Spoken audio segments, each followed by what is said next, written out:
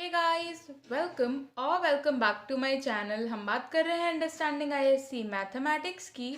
हमारा चैप्टर चल रहा है इन्वर्स ट्रिग्नोमेट्रिक फंक्शंस और हम एक्सरसाइज 2.2 करने वाले हैं। आज 2.1 हम डिस्कस कर चुके हैं, जो कि हमारी बेसिक एक्सरसाइज थी। वो हमें ज़रूर से ज़रूर आनी चाहिए, जिसमें हमने प्रिंसिपल वैल्यूज़ डिस्कस की थी। आज हम कुछ प्रॉपर्टीज़ डिस्कस करेंगे और उसके बाद हम ये एक्सरसाइज लगाएंगे। तो ये हमारी सबसे पहली प्रॉपर्टीज़ हैं। साइन इनवर्स एक्स अगर लिखा है तो वो एक्स के इक्वल हो जाता है, पर कब? हमें ये तो याद रहता है कि ये वैल्यू इसके इक्वल होती है, पर हम ये भूल जाते हैं कि कब। ये चीज़ आपको याद होनी बहुत ज़रूरी है अगर आप ये एक्सरसाइज करना चाहते हैं अच्छे से। तो मॉड एक्स लेस देन 1 का मतलब क्या हुआ? जो एक्स, जो भी वैल्यू अगर हम पुट करें एक्स की यहाँ पे, तो उसका मॉड जब हम लें तो वो 1 से कम होना चाहिए। अब 0 से 1 के बीच की अगर कोई वैल्यू होगी तो उसका मॉड तो 1 से कम ही आएगा। लेकिन अगर 0 से, या फिर आप कहीं -1 से 0 तक की कोई वैल्यू लेंगे तो उसका मॉड भी 1 ही आता है। तो यहाँ पे क्या हो जाएगा? इसका मतलब होता है कि जो हमारी x की वैल्यू है वो -1 से 1 तक वेरी करनी चाहिए। इसी तरह कॉस इनवर्स x है तो भी यही होगा। tan इनवर्स x और कॉट इनवर्स x के केस में क्या होता है? x हमारा रियल नंबर को बिलोंग करना चाहिए, तो वो तो काफ़ी इजी केस है। Sec inverse x, cosec inverse x के केस में क्या होता है? मॉड x की वैल्यू 1 से बड़ी होनी चाहिए, यानी कि ये वैल्यूज़ नहीं आनी चाहिए, 1 के इक्वल हो सकता है। तो हम यहाँ पे क्या लिखेंगे? पूरा रियल नंबर हो, माइनस क्या?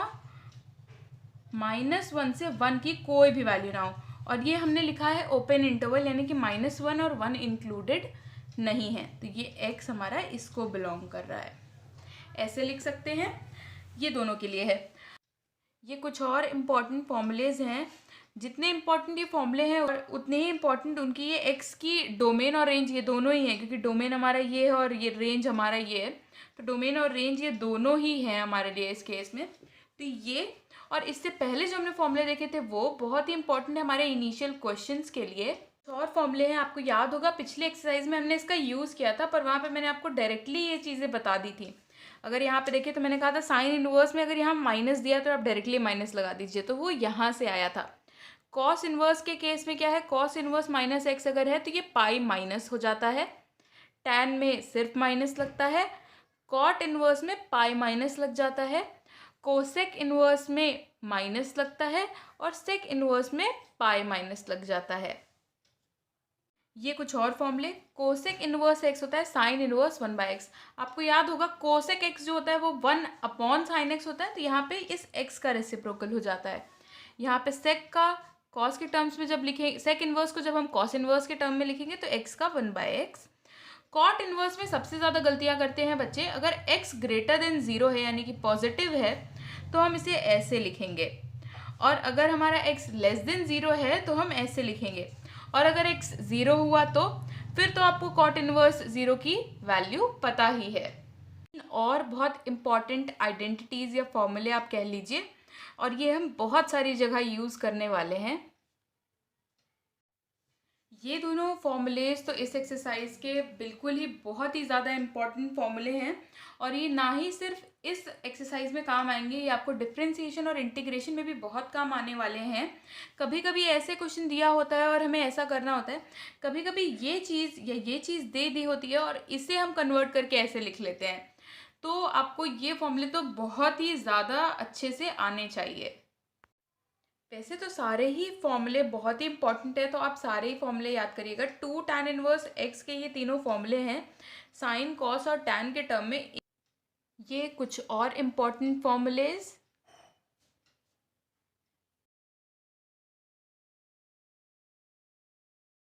ये चारों फॉर्मूले देखने में बहुत ही डिफिकल्ट लगते हैं, पर अगर आपको ट्रिग्नोमेट्री के फॉर्मूले याद हैं तो ये बहुत ही ईजी हैं। कैसे? आपको याद होगा sine A plus sine B का फॉर्मूला, उसी तरह sine inverse x plus sine inverse y का formula. Sine A plus sine B का फॉर्मूला क्या होता है? Sine A cos B plus cos A sine B, वही लिखा हुआ है यहाँ पे। उसी तरह sine A minus sine B का क्या होता है? Sine A cos B minus cos A sine B. उसी तरह से यहाँ पे लिखा हुआ है, पैटर्न सेम फॉलो होता है। Cos A plus cos B का आपको याद होगा, cos A cos B minus sign A sine B, और cos A minus cos B का कितना होता है, cos A cos B plus sign A sine B. तो डिट्टो वही फॉर्मूले लिखे हुए हैं, बस थोड़ा सा वेरिएशन है, पैटर्न सेम फॉलो होता है, बस ये इन्वर्स के हैं इसलिए फॉर्मूले का लिखने का तरीका बदल गया है। अगर आपको साइन 3a कॉस 3a और टैन 3a का फॉर्मूला याद है तो ये भी फॉर्मूलेज बहुत ईजी हैं। साइन 3a का फॉर्मूला क्या होता था, साइन 3a का फॉर्मूला होता था 3 sign A minus 4 sine cube ए। तो वही यहाँ पे लिखा है, देखिए ये 3 साइन इनवर्स x लिखा है, यहाँ पे साइन इनवर्स, फिर 3x माइनस 4x क्यूब, बिल्कुल उसी पैटर्न में है। 3 sign A minus 4 sine cube ए कितना होता था, साइन 3a, तो ये उसी फॉर्मेट में लिखा हुआ है। उसी तरह cos inverse 3 cos inverse x का फॉर्मूला यहाँ पे लिखा हुआ है, और 3 टैन इनवर्स x का फॉर्मूला यहाँ पे लिखा हुआ है। ये तीनों ही फॉर्मूले बहुत इंपॉर्टेंट हैं। नंबर 1, हमें इस क्वेश्चन को सॉल्व करना है। इसे ले लेते हैं y के इक्वल सिंस। अब हमें पता है क्या चीज़, कि जो साइन इनवर्स साइन x की वैल्यू होती है वो x की इक्वल तभी होती है जो x हमारा होता है वो किस में बिलोंग करता है, क्लोज इंटरवल π/2 से π/2 के बीच में। अब कंफ्यूजन ये है कि 2 को इससे कंपेयर कैसे करें। अब आपको क्या करना है, कुछ बहुत खास नहीं करना है, एक छोटी सी ट्रिक है। पाई की वैल्यू आप सभी को पता है कि 3.14 होती है, तो आपको मन में क्या करना है या पेंसिल से क्या करना है, यहाँ पे लिख लेना है 3.4 को जब आप 2 से डिवाइड करेंगे, यहाँ पे लिख लेते हैं 3.14/2, इसको जब आप 2 से डिवाइड करेंगे तो आने वाला है 1.57। तो माइनस 1.57 से अगर 1.57 तक कोई भी वैल्यू आप यहाँ पे पुट करेंगे तो हमें x की वैल्यू मिल जाएगी।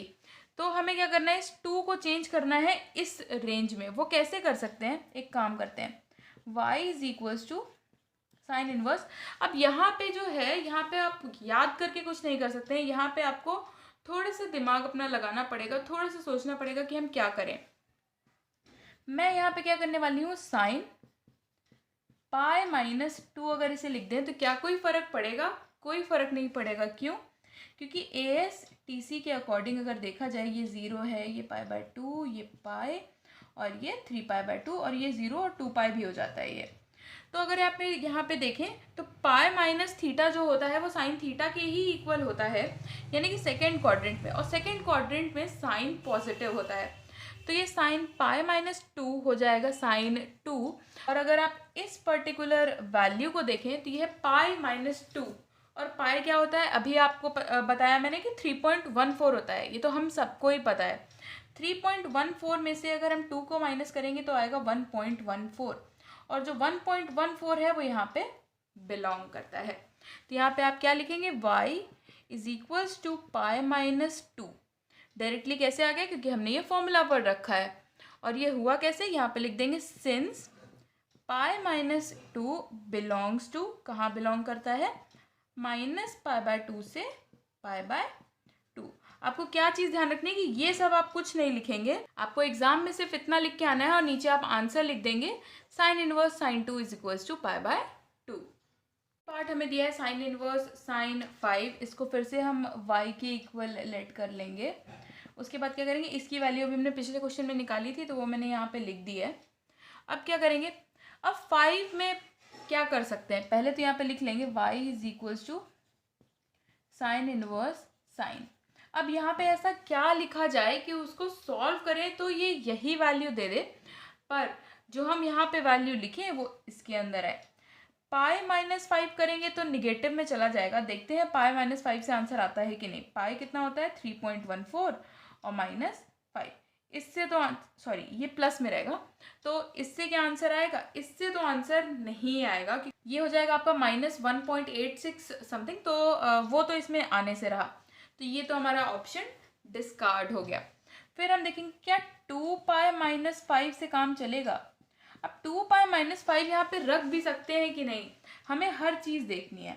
ASTC के अकॉर्डिंग अगर हम देखें, हम इस ASTC को बना रहने देंगे, 0 π/2 π 3π/2 और ये 2π। क्या 2π-5 अगर देखा जाए तो कॉस में आ जाएगा, ये निगेटिव हो जाएगा, ये भी हम नहीं कर सकते। अच्छा, मैं यहाँ पे क्या करूँगी, अभी आपने देखा कि अगर हम यहाँ पे 2π-5 करें तो हमारा आंसर कितना होगा। 2π कितना होता है 6.28 -5 अगर हम करें तो ये आ जाएगा 1.28। ये वैल्यू हमारी इस वैल्यू में तो आ रही है, हम इस इंटरवल में अगर चेक करें तो ये आ रहा है, पर इसमें दिक्कत क्या हो रही है कि 2π-5 जो है वो हमें निगेटिव वैल्यू दे रहा है। अब ये तो काम हम कर नहीं सकते। अब ये चीज़ अगर हमारी वैल्यू सेटिस्फाई कर गई तो हम कुछ ज़्यादा मेहनत नहीं करेंगे। तो यहाँ पे क्या कर सकते हैं, अब इसमें एक माइनस की प्रॉब्लम आ रही है। साइन 2π-5 जो है वो हमें माइनस में वैल्यू दे रहा है। तो मैं एक काम करती हूँ, यहाँ पे एक माइनस पहले से ही लगा देते हैं। साइन माइनस थीटा जो होता है ये मैं आपको साइड में सिखाती हूँ, इधर देख लेते हैं। अगर आपको पता हो तो जो साइन माइनस थीटा होता है वो माइनस साइन थीटा के इक्वल होता है। तो ये तो हमारी चीज़ हो गई। यहाँ पे अगर मैं देखूँ इस वैल्यू को तो ये वैल्यू हमारी किसके इक्वल आएगी, ये आएगी माइनस साइन 2π-5 के इक्वल आएगी।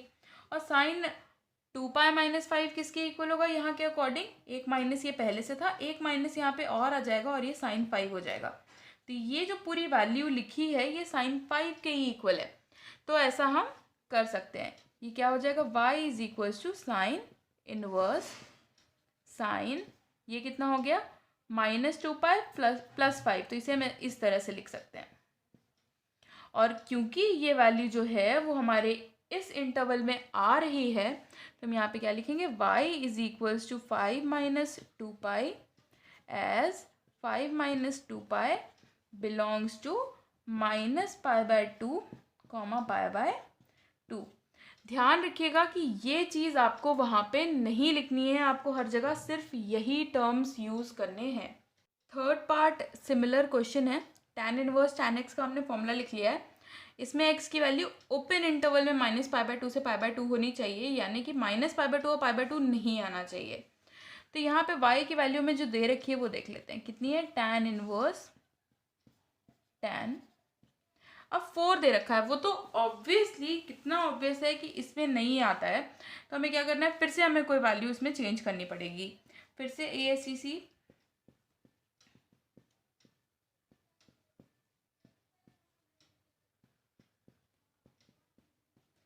फिर अगर देखें तो हम क्या ऐसी वैल्यू यहाँ पे पुट करें कि हमें -1.57 से लेकर 1.57 तक वैल्यू मिल जाए।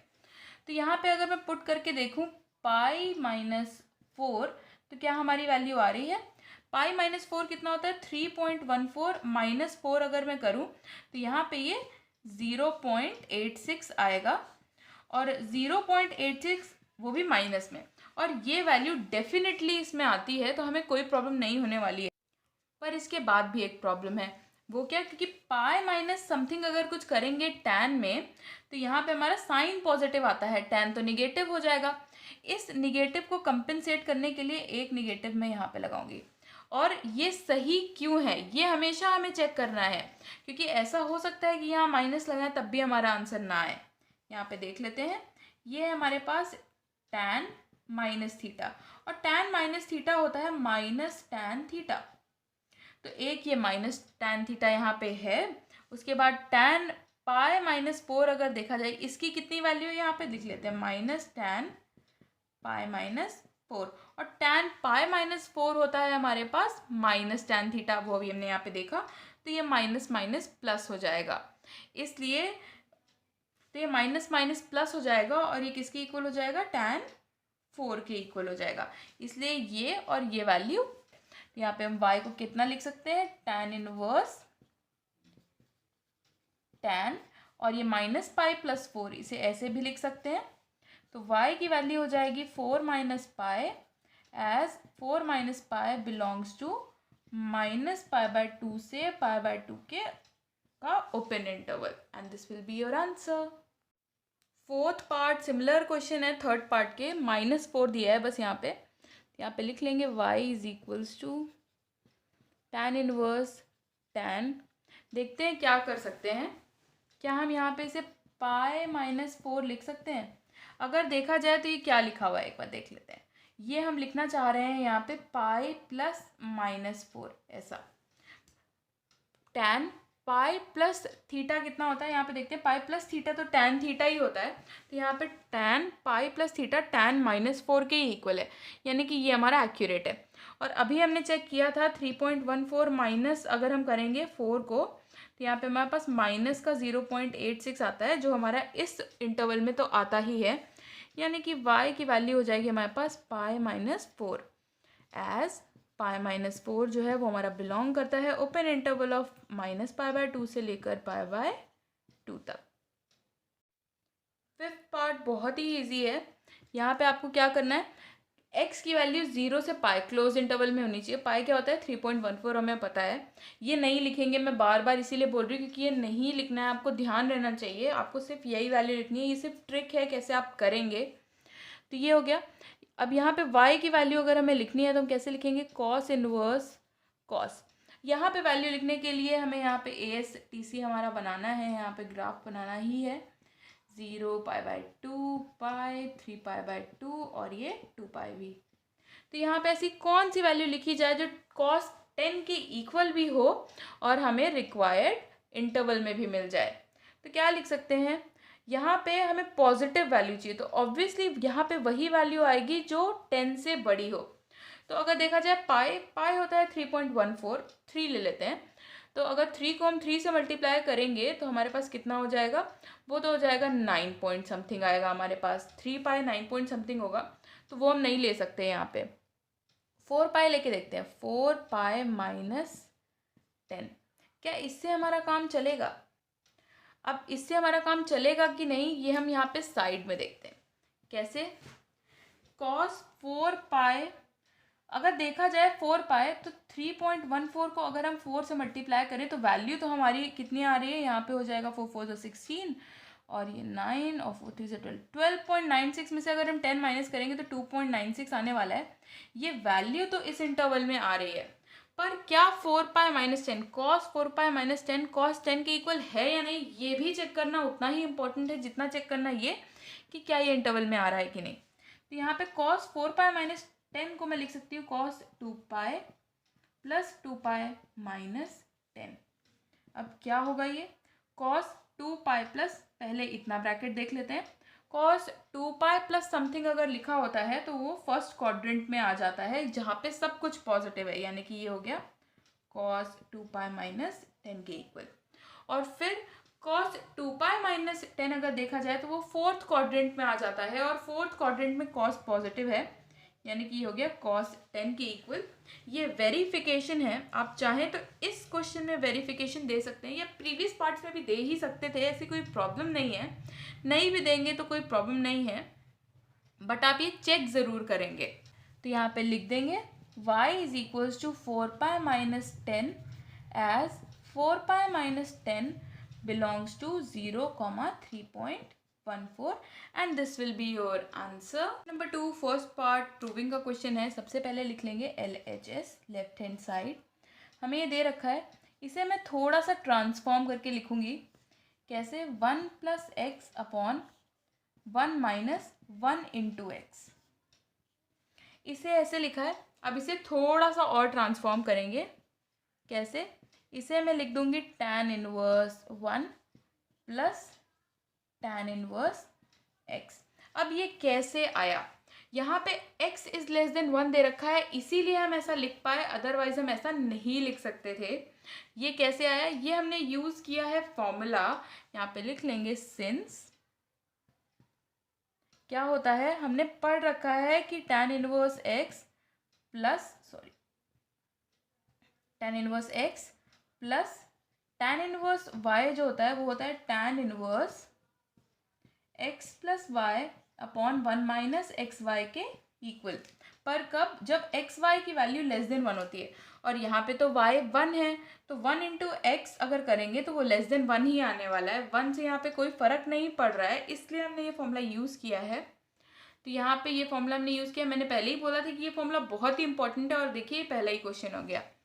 अब tan 1 की वैल्यू तो सबको पता है कि π/4 होती है, तो यहाँ पे लिख देंगे π/4 प्लस tan 1x, और ये किसके इक्वल है, ये इक्वल है RHS के। Since LHS is equals to RHS, hence proved. Second part की प्रूविंग कैसे होगी देख लेते हैं। LHS लिखेंगे, ये तो tan इनवर्स x दे रखा है, इसे ऐसे ही लिखेंगे, प्लस इस cot इनवर्स को हम चेंज कर लेंगे tan इनवर्स के फॉर्म में, तो ये हो जाएगा 1/x+1। अब ये हो गया tan inverse x plus tan inverse y का फॉर्म। तो अब इसके तो दो फॉर्मूले थे, हम क्या करेंगे, कौन सा फॉर्मूला लगाएंगे, हम कैसे समझेंगे। उसमें तो एक्स वाई का प्रोडक्ट चाहिए था, तो यहाँ पे भी हम एक्स वाई का प्रोडक्ट चेक करेंगे। यहाँ पे हम क्या करते हैं देख लेते हैं, यहाँ पे ब्रैकेट में जो भी आएगा उसके अकॉर्डिंग हम यहाँ पे फॉर्मूला लगाने वाले हैं। तो यहाँ पे x इंटू 1/x+1 देखा जाएगा, तो क्या ये लेस देन 1 आएगा या ग्रेटर देन 1 आएगा। हमने पढ़ा है कि अगर डिनोमिनेटर जो है वो न्यूमरेटर से ज़्यादा बड़ा होता है तो जो फ्रैक्शन की वैल्यू होती है वो लेस देन 1 ही आती है। अब चाहे हम 1/2 देखें, 2/3 देखें, 3/4 देखें या ऐसी कोई भी वैल्यू देखें, और यहाँ पे हम देख सकते हैं कि हमने x में 1 ऐड कर रखा है, यानी कि डिनोमिनेटर हर हाल में हमारे न्यूमरेटर से बड़ा होने ही वाला है, तो ये तो हमेशा रहेगा लेस देन 1।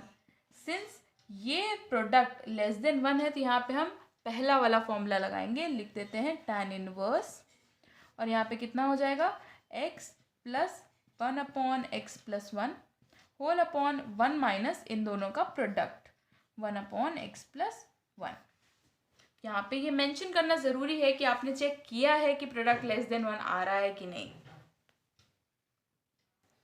फिर यहाँ पे से सॉल्व कर लेंगे, ये हो जाएगा tan इनवर्स, एलसीएम ले लेते हैं, ये हो जाएगा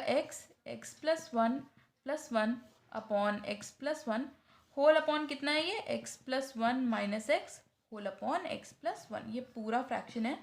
ये x+1 कैंसिल, ये x और x कैंसिल, नीचे यहाँ पे डिनोमिनेटर में से 1 बचेगा, तो यहाँ पे कितना आ गया ये tan inverse x² plus x plus 1, और डिनोमिनेटर में तो 1 ही था। ये किसके इक्वल है, ये है हमारे RHS की equal. Since LHS is equals to RHS, hence proved. Question number 3 वैसे तो डायरेक्ट क्वेश्चन है, तो इसको अगर आप प्रूव करना चाहते ही हैं तो यहाँ पे क्या करेंगे, LHS let tan inverse root x is equals to a ले लेते हैं, and tan inverse root y is equals to b ले लेते हैं। तो यहाँ से अगर आप देखें तो tan a की वैल्यू कितनी आ गई, रूट x, और सॉरी दिस इज a, और tan b की वैल्यू कितनी आ गई, वो आ गई रूट y। हमें क्या चाहिए, हमें चाहिए a प्लस बी की वैल्यू। तो यहाँ पे a प्लस बी कितना है, a प्लस बी तो हमारा tan inverse x plus tan inverse y होगा। हम यहाँ पे निकालेंगे tan a प्लस बी। क्यों, अभी आपको पता चल जाएगा। tan a प्लस बी का फॉर्मूला हमें पहले से ही पता है, कितना होता है tan a plus tan b upon 1 minus tan a tan b, ये होता है, ये हम सभी को पता है। इसमें वैल्यूज सब्स्टिट्यूट अगर मैं कर दूं तो यहाँ पे कितना हो जाएगा, tan a plus b is equals to tan a कितना है रूट x, tan b है root y, 1 minus root x root y। अब इस tan को मैं इधर भेज दूं तो ये हो जाएगा a plus b is equals to tan inverse root x plus root y upon 1 minus root x root y, और a प्लस बी की वैल्यू हमें पता ही है कितनी है, यहाँ पे लिख लेते हैं। a है हमारे पास tan इनवर्स x, तो यहाँ पे लिख लेंगे tan inverse root x, plus b है tan इनवर्स रूट y, और ये किसकी इक्वल आया है, ये आया है tan inverse root x plus root y whole upon 1 minus root x root y के इक्वल, हेंस प्रूव्ड।